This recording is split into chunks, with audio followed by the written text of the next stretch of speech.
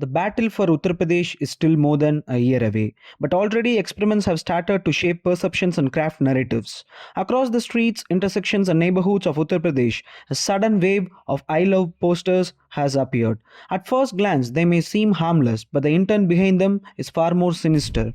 These posters are not just about expressing devotion. They are being used as tools to create a false impression that Muslims in Uttar Pradesh are facing severe oppression, that they cannot even openly express their love for their prophet. The truth, however, is very different.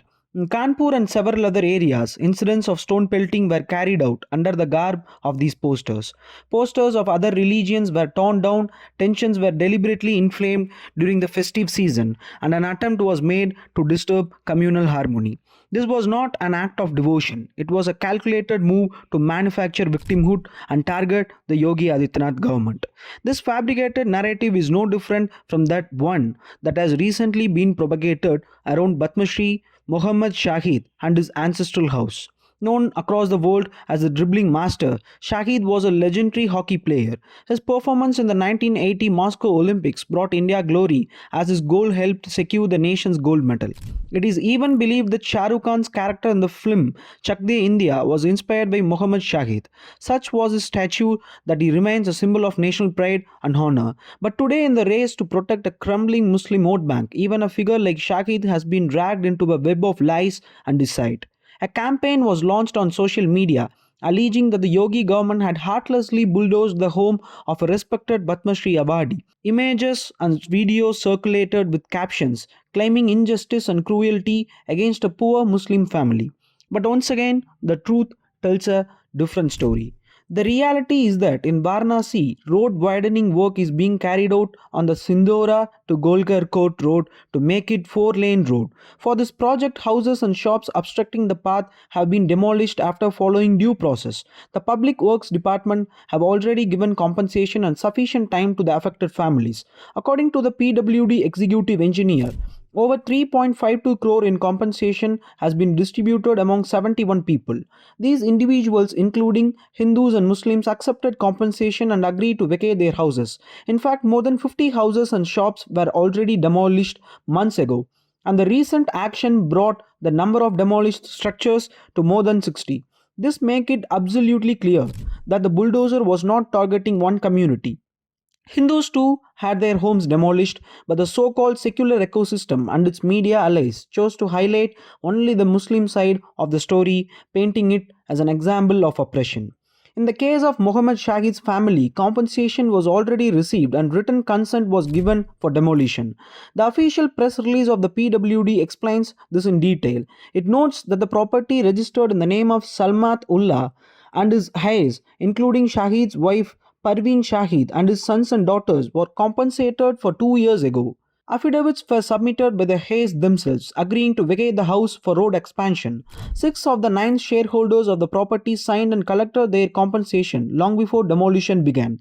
The Public Works Department made it clear that the family had been informed compensated at current market prices and had agreed to hand over the property. Yet, when the demolition finally took place, some relatives of Shakid staged emotional protests demanding more time, which were then carefully recorded, edited, and circulated online to push a political narrative. Look at how a poor Muslim family is pleading with government and the cruel Yogi administration is ignoring them. This is propaganda at its worst. Hundreds of houses belonging to Hindus and Muslims alike have been demolished for the project. Compensation was given to every family. Consent was taken in writing. Yet, by focusing selectively on one Muslim family, the opposition ecosystem tried to build another fake narrative of minority oppression. Should road development, which benefits lakhs of the people, be halted because one family refuses to vacate even after accepting compensation?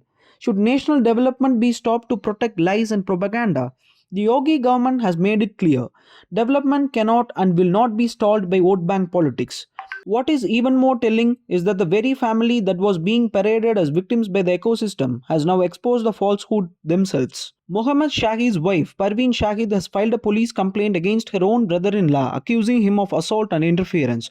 According to her, the house built by her late husband was already under the road widening plan. She acknowledged that the house was part of the project and compensation was accepted. Yet her brother in law and other relatives tried to exploit the situation, staging protests for political mileage. This shows how deep the rot of narrative building runs. Even the grief and legacy of a national sports icon were misused to spread lies against the government. The pattern is clear. First, posters like I Love Muhammad are used to trigger tensions. Then, incidents like the Shahid House demolition are twisted into tales of oppression. The target is not really about the Prophet or Shahid. The target is the Yogi government, the BJP, and the larger Hindu identity. The opposition and their ecosystem thrive on manufacturing victimhood because they know they cannot challenge development, law and order, and governance. Yogi Adityanath's administration has built a reputation for decisiveness, discipline, and zero tolerance towards lawlessness. Bulldozers symbolize not cruelty but justice. Justice against encroachment, injustice, and corruption. This is why they instill fear in the minds of common citizen.